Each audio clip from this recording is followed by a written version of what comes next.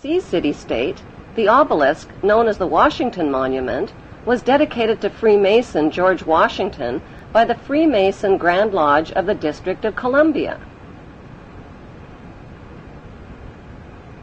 The secretive Brotherhood of Freemasons laid the Washington obelisk's cornerstone in 1848 and contributed 22 Masonic memorial stones.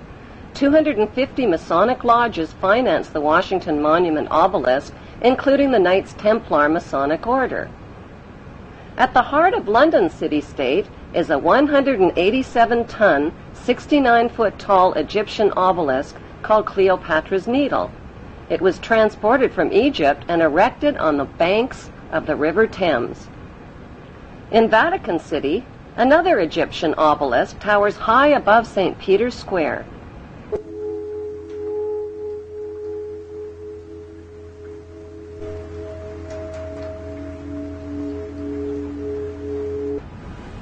What exactly is an obelisk?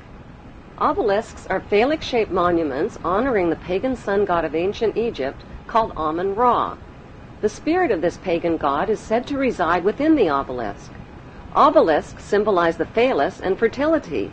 At the base of the obelisk is a sunwheel circle symbolizing the vagina. Together, they depict male and female sexual union. Worshippers of Amun believe Amun is the supreme god and creator of all things and can transform himself into other gods like Osiris, the god of the underworld, or Seth, the god of evil and chaos.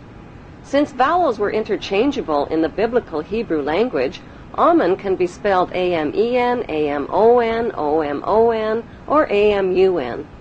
Today, Amun is one of the most popularly used words in the entire world.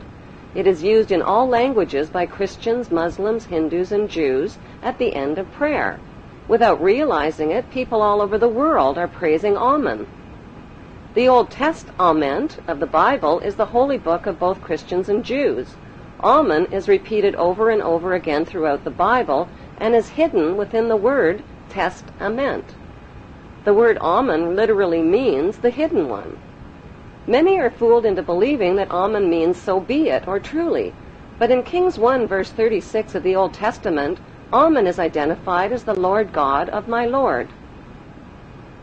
Why in the world would the Vatican, a fortress of Puritan Christian values, erect a monument symbolizing the pagan god Amun and sexual intercourse right in its own front yard?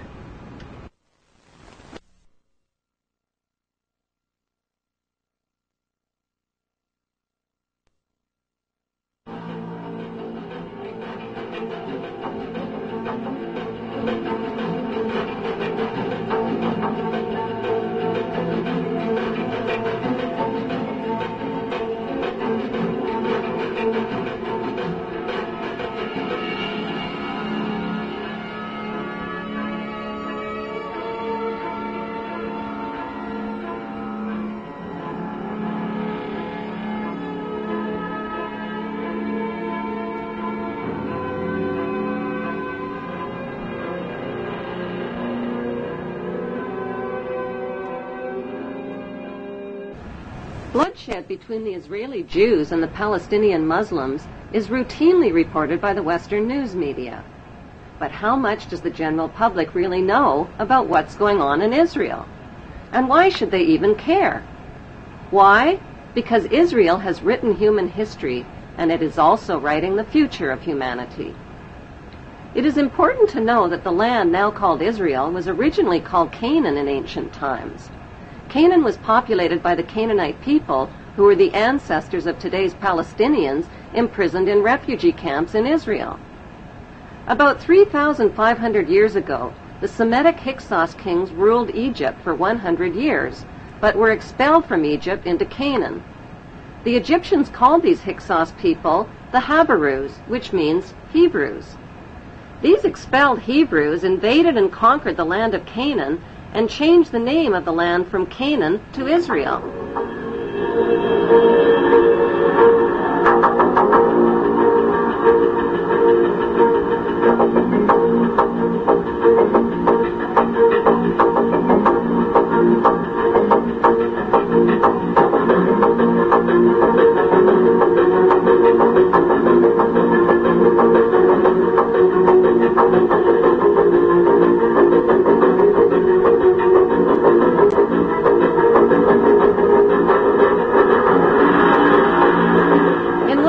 5 AD, the name was once again changed to Palestine after the Romans conquered the land. As recently as 1948, the name was officially changed back to Israel again by the Hebrew Zionists, who slaughtered and drove the Palestinian people from their homes, land, and villages after World War II.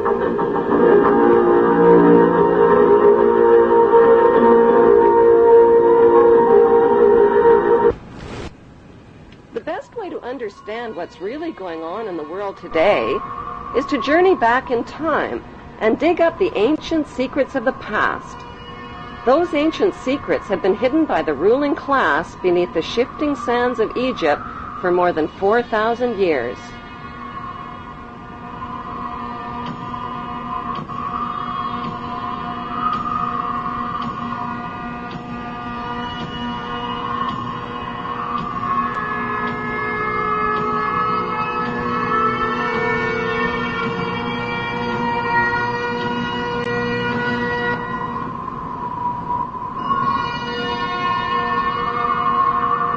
Historian travel guides like Josephus, Herodotus, and Manetho, as well as writers like David Rohl, Ralph Ellis, and Niels Peter Lemke, provide flashlights into the past.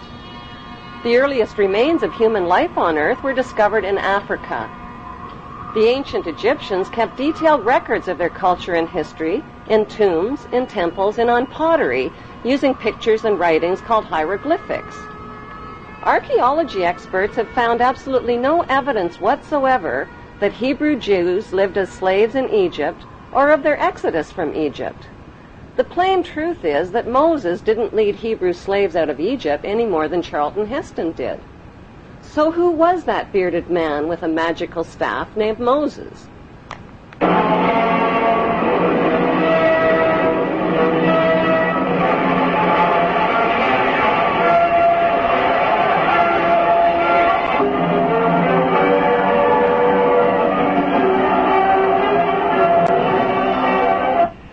There is not one shred of archaeological evidence for the existence of Moses or of any of the Bible's main cast of Hebrew characters, from Abraham to Jacob to Joseph to King David to King Solomon.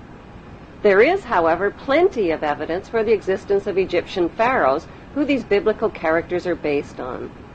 The Bible's Old Testament has carefully covered up the connection between the Egyptian pharaohs and the Hebrew patriarchs by mixing up historical facts with myths and legends. The job of archaeology experts and historians is to separate fact from fiction. Modern archaeologists have confirmed that the Hebrews were not a race of people as once thought. They were a Semitic and Asiatic class of foreign workers who migrated into Egypt from neighboring lands in search of work as craftsmen and builders.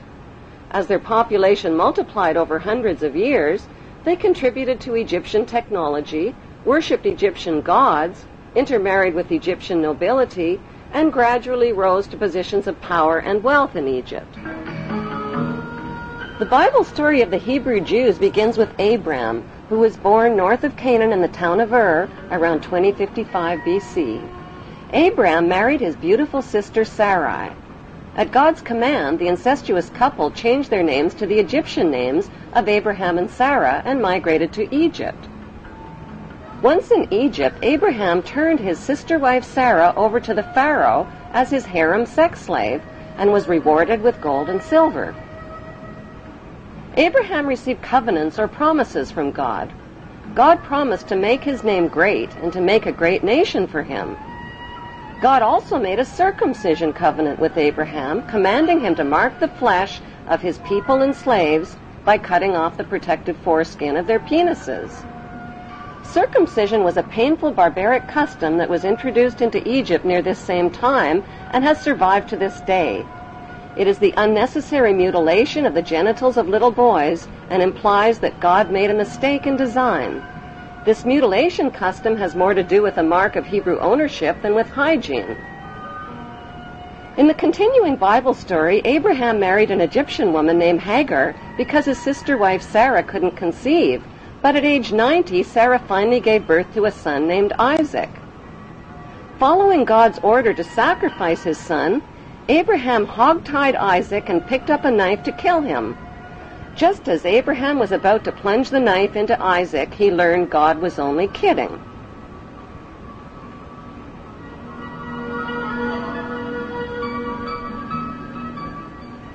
Who was the ruling pharaoh that the Bible neglects to identify when Abraham and Sarah reached Egypt? His name was Amenemhet I, and he ruled Egypt from 1991 BC to 1962 BC. The name Amenemhet means Amen is the head. Besides Pharaoh Amenemhet and biblical Abraham living in the same place at the same time,